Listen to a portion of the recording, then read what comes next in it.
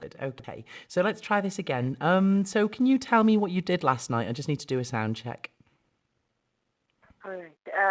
I finished work and then I went out with my friend and we talked to a friend of ours about dissecting people. It wasn't very pleasant, but it was okay. It's an interesting evening. One of those It things was that a you very talk about. interesting evening. How do you know Dee?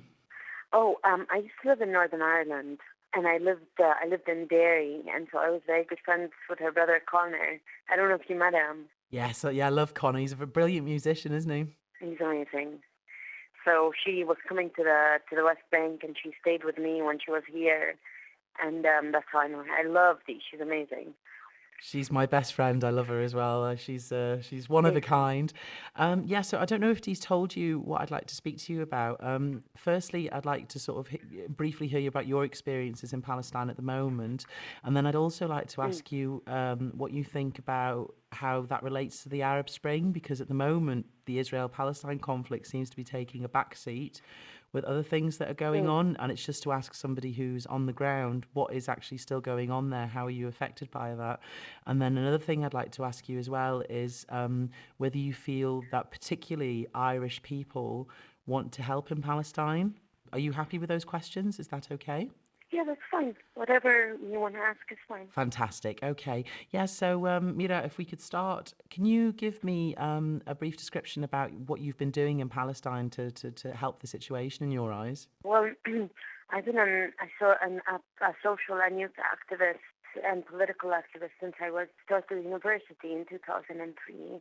So my work was with the Right to Education campaign, talking about the right to education for Palestinians, working with Palestinian youth on issues of identity, writing about Palestine, helping out with campaigns, volunteering. I never really took a lead, but I basically sort of did a bit of ambassador role of Palestinian youth and Palestinian right to education issues since then. And when I lived in Ireland, and I did it also in the United States and many different places. So I sort of try and convey the reality in which the Palestinian people live as much as I know. Thank you. Why did you move to Ireland? I got an opportunity to work with the Glen Cree Center for Peace and Reconciliation in the South with the former combatants and victims program that they had there. And it's an amazing program that brought together, former British soldiers and police with IRA, INLA, UVF, UDA fighters into dialogue. And it was very interesting for me to see that process, also working with the victims of the troubles, just to learn. And I've always been interested in international struggles. So when that sort of came along, I was like, okay. So I did that, and I moved on to work with another peace center in the north called the Cornela Center, and I worked with youth from Derry mostly um, on issues of identity, issues of what they needed. They were from Shantala mostly, which is a very disadvantaged and marginalized area, having problems with, you know, um, with social, political, socio-political issues. So, from the moment I moved to Ireland, I fell in love with it and sort of never wanted to leave. Do you think Palestine can learn from the conflicts between Ireland and the United Kingdom? Is there an affinity there, maybe? Definitely. I mean, as a Palestinian, you can immediately feel the affinity wherever you go. I mean, it was very easy for me to be Palestinian in terms of people sort of knew a lot more than if you go to different places in the world. Um, Irish people generally know what you're talking about. They're interested. There's solidarity action. There's anti-war committees, and there's definitely a connection in terms of um, the historical context of it, in terms of looking at colonial powers, looking at struggle, at the concept of struggle, how colonial powers and occupation, the future of it sort of peace processes.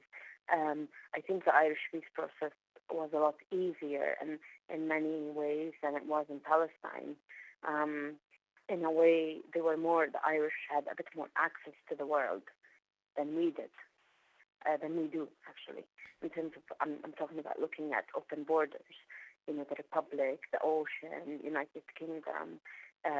Palestine suffers from inability to, it's a jail. It's a huge jail, and due to many issues of identity cards, passports, um, um, house demolition. It's a lot more complicated because there's a lot of hands in the door in Palestine. I think Northern Ireland's issues were also extremely intense, but the comparison can be similar, but it's not the same. But definitely, you can see similarities. Out of interest in your personal experiences, do you find that in Ireland it is the Catholics that sympathise the most with Palestinians, or have you found sympathy from people from Catholic and Protestant backgrounds? Of course, the Catholics and the Palestinians have that affiliation. It was a bit harder with the Protestant community sometimes because of, you go to Protestant areas in Derry or in Belfast and you see the Israeli flags flying. And what was interesting was, when people would joke with me from either side or from the Protestant side, they would say, "Oh, you're a terrorist," which is quite funny how that sort of how people look at each other and what the media portrays in terms of using those words. So it's complicated. It's not an easy process. But I did work with a young group, or I met a young group early in 2007 that came down to Glen Cream from the Shankill Road. And when we first met, they didn't know anything about Palestine.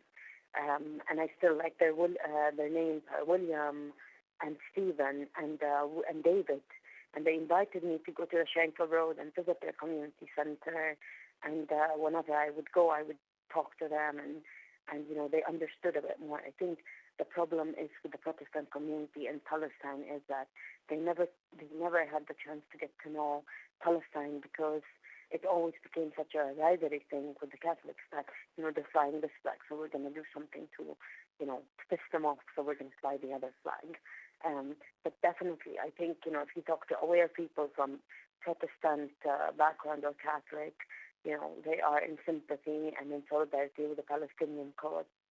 It's just about how the media has portrayed it and how the conflict of Palestine has become so intertwined with sort of the conflict in Northern Ireland, unfortunately. Which I mean, looking at it, whether you're Protestant or Catholic youth living in the Shankill Road and the Falls Road, and you're unemployed or uneducated or working class, you have the same issues. It was just kind of interesting to look at issues of awareness there. That's great, thank you. Yes, I had the inkling as well. That's why I'm doing my feature on this. That there is definitely a sympathy there, especially between the Catholics and Palestinians, and historically, that's completely understandable why that has come to be. Great. Yeah. So now on to something else. With the Arab Spring, it seems as if Palestine has gone a bit off the radar concerning Israel. Obviously, there is still news coming from the area, but it doesn't seem to be at the forefront. Do you have any thoughts about why this is so? And can you tell me what's going on at the moment? To be honest with you, I find Palestine to be extremely depressing at the moment. There are initiatives in the rural areas and the areas struggling with the wall in Jerusalem or in the West Bank, in Nabi Saleh, Bil Ain, in the major cities. I mean, I'm in Ramallah most of my time. So what I see is completely different. I see a city that's completely bubbled, drowned in international funding. There's no signs of resistance are not allowed, neither by the Palestinians, neither by the Israelis. In Jerusalem, political factions are illegal. Um, arbitrary arrests happen. There's fears from the Israeli system. People are tired. People are feeling no support from people are saying no hope from on the political grounds. So people are just trying to actually survive in their life. Also, the banks have appeared in the past 10 years Capitalism is sort of also drowning us. Bank loans and development, globalization. So I will ask you about Israel. Do you think Israel maybe might be holding back a little bit from its aggression because it is worried about the other Arab states being more powerful now that so many dictators have fallen? Or do you think that that's not the case, that that's too soon at the moment? Not at all. Israel will always be, it's very aggressive. I mean, it's not in the media as often now, but I mean, Jerusalem is being completely, settlements building, confiscation of lands, confiscation of IDs. It's completely being, there's an extreme attack on Jerusalem. Jerusalem is being extremely attacked right now, in every meaning of the word. If you look at it, lands are being taken, IDs are being taken. There's no family unifications. They're trying to push the Palestinians out of Jerusalem. There is no minister for Jerusalem at the moment and in the Palestinian Authority. So that's a huge attack. The wall is still being built. Settlements are still being built in the West Bank. Gaza is still being bombed and shelled. You have one or two people dying every day somewhere or being arrested somewhere. The people who are released with the Shalit agreement, they're being taken back to prison, some of them. So Israel has not at all calmed down on its attacks on Palestine. It's just they're doing it in a more systematic way. That's not about killing, but it's about ethnically cleansing areas, scaring people, pushing people out of the country. So it's systematic. It's still happening. It hasn't severed, and it has no fear. I don't think Israel fears it because it is the strongest country in the Middle East militarily. I don't know what they have to fear. None of the Arabs will ever really take a stand against Israel, in my opinion. Why not? Because historically speaking, Helen, you read the Al-Quds newspaper, the Jerusalem newspaper, 20 years ago. It's the same headlines today. Nothing has changed. Things have gotten worse and worse and worse and worse. And people still talk about negotiation, about government, about bringing more funding into Palestine. And the problem is the only people who are suffering are not the politicians of the Palestinians, of the Arabs, of the Israelis. The Palestinian society is the ones who are suffering and losing the most. But these Really. revolutions are unique, the revolutions that have been happening over the last year for the Arab Spring. Do you not think that that might have consequences for the Palestinian cause? We saw Egypt, the situation with the Rafah border is still the same. To be honest with you, I think there needs to be immense pressure to make changes. People need to actually really have political pressures on Israel to stop the colonial process, to start, if we want peace, we want to live like everyone else. I want to be free like everyone else, but I don't have a right to. At the end of the day, there needs to be real, intense political pressure that means something, not just words and slogans. Palestinians are sick of slogans.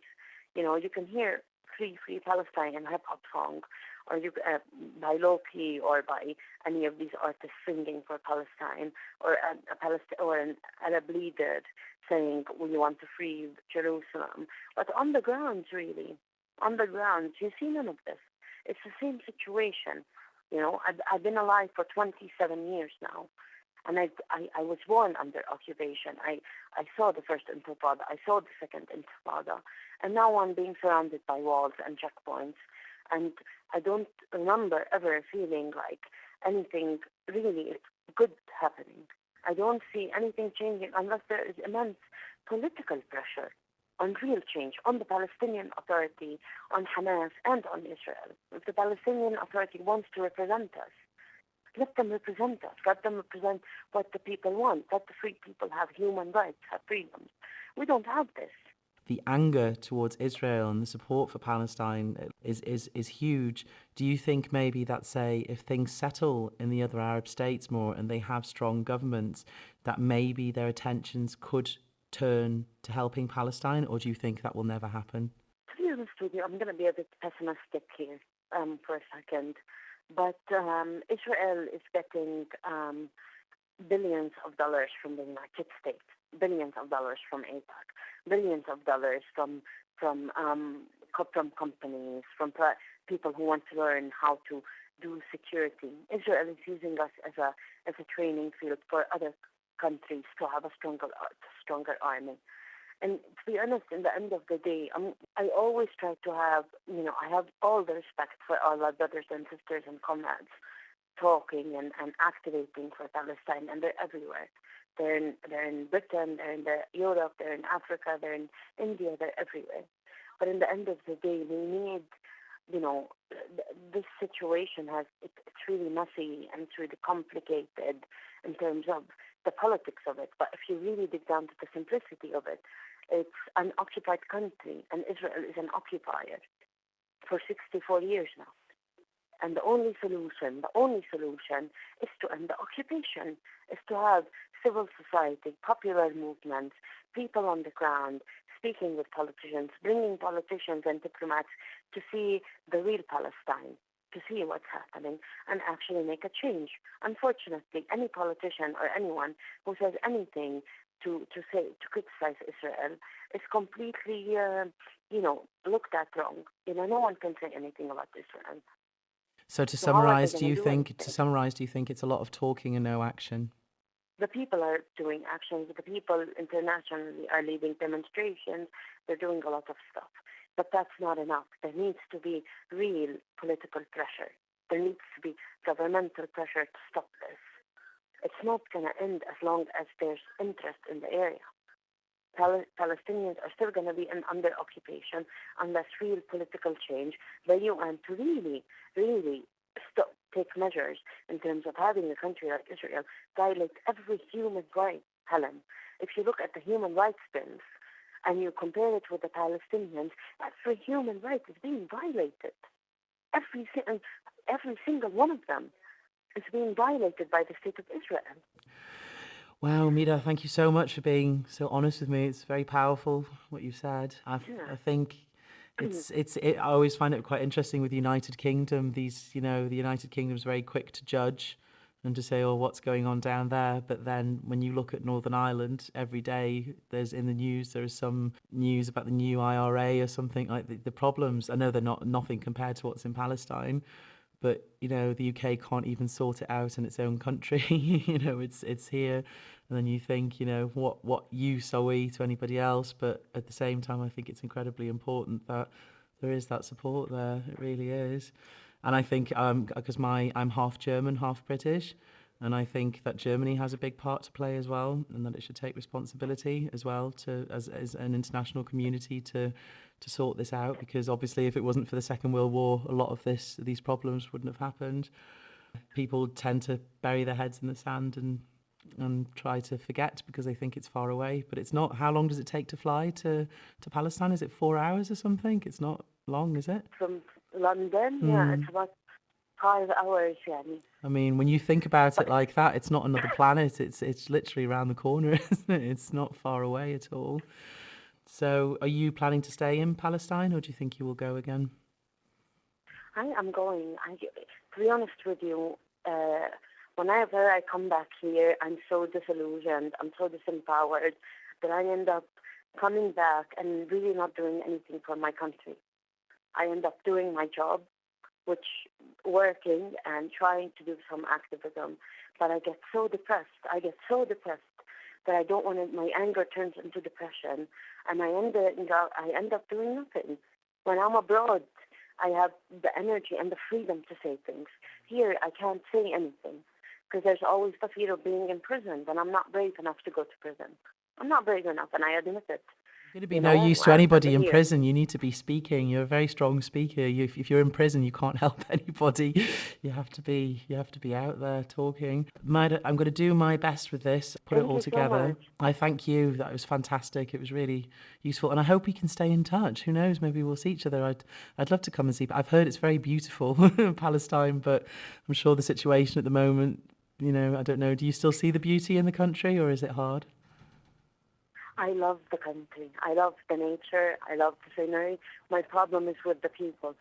I love my people. I think the people, Helen, just really shortly, like the Palestinian people, and I think I wish you would convey this, is that no one's they've been shown as victims or they've been shown as terrorists.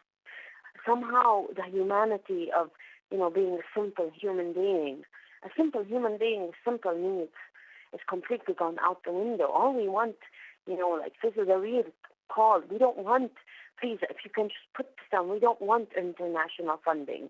We don't want money. We don't want money. We don't want pounds. We don't want dollars. We don't want any of that. What we need is political support for someone to say these human beings, like anyone else, deserve to live freely. I don't care if we live in a state ruled by Japan, Israel, Palestine, whoever it is. But for once, to walk down the street and feel like you are a human being rather than an issue or a terrorist or a project of a country. That's all what people want to feel, is that I am human. And unfortunately, we haven't been given a chance to be human because we've always been pigeonholed into these boxes. And that's what needs to be conveyed, is that we want peace and we want freedom and we want justice. We don't want to fight. We don't care to fight. We're fine for farm people, I think every Palestinian just wants to sit near their land, have a good time, smoke their argila, drink their coffees and talk about good things and sing and dance. We don't want to be more. We don't want to be under occupation. Just live We under just want to live live a normal life, a peaceful, normal, happy Yeah. life. Yeah. That's it. And nobody conveys it like this. Nobody. The PA doesn't represent us. The Arabs don't represent us or don't care to represent us. The religions don't represent us. Where are you at the moment? I'm in Ramallah at the moment. Where's that? Can you just explain that to me? Which part? It's in the north. It's about a couple of kilometers away from Jerusalem, about 10 kilometers away from Jerusalem. So you're actually seeing then what's going on in Jerusalem, the fighting. That is something that's a daily reality for you. I live in Jerusalem. So is it quite dangerous to walk about then? Is it quite dangerous there at the moment? No, not dangerous in terms of the physical danger as it was earlier on in the years during the Second Intifada, where it was really, the curfews, the army invasions. You couldn't really have the freedom to walk anywhere or be out at night. It's a lot safer now in terms of it's not safe to the degree where, extremely safe, but it's fairly safe compared to Palestinians, at least in the West Bank and in Jerusalem. You don't have bombs dropping on your head the way you do in Gaza. Yeah. So it's safe enough, but it's still not safe. Any given time, there's always the possibility of being arrested or killed or shot or gassed or whatever it is. So you're never sure when your life is gonna end in a way. It could end any moment.